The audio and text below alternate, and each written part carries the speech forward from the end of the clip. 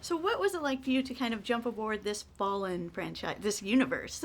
It was exciting. I had seen the first two, and I really liked this world. And what I liked about this third one is that, once they blow up the White House and then they attack London, it seems like where can you go from there? But instead of trying to go to the moon or something even bigger, what they did was sort of go interior and do this examination of the effect that it has on the family. And I thought that was really interesting. Agreed. And stepping into the role of Leah, I felt like she was the one that kind of helped ground the movie, because we're sitting there, we're watching his family kind of get into a little sticky situation. Yeah, I think if the family is in danger, it raises the stakes, and it's something that Mike Banning always has on his mind. So no matter if he's winning or losing out there in the fight, he's still got his mind at home. Let's talk about what she goes through in this, because this one she's kind of getting pinned against her husband. It's like, take his side or take our side. Our side is kind of right. I know they try, and actually the first scene I filmed when we did this movie was the scene with Jada and I, and they're trying to turn Leah against Mike, but one of the things that I really like about her is her loyalty.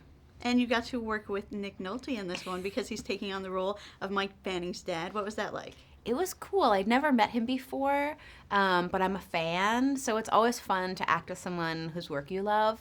And I think Nick, because of the scenes I do with him, I didn't realize how funny he is in this movie, but I think he brings a lot of humor, and that's always good in an action movie. Now, you're more to the grounded scenes of this franchise, but we see a lot of action in this. What is it like for you to actually just watch it on screen and see what these guys are putting themselves through? I mean, I worry that Jerry and Morgan are so exhausted. There's a lot of work to do in there. And I saw an early cut of the movie before all the action sequences were finished, and it's so interesting to see the whole process of laying in the sound and everything. I hadn't seen that before, and this movie is so big and so epic that it's cool to see something like that built. I think audiences are going to be amazed. Did you ever see Gerard on set actually just looking a little rough from being able to do that stuff? I mean, sometimes, Friday morning rolls around and we've been shooting all week and he's been protecting the president all week. He deserves a second cup of coffee on Friday morning. He always looks great, though.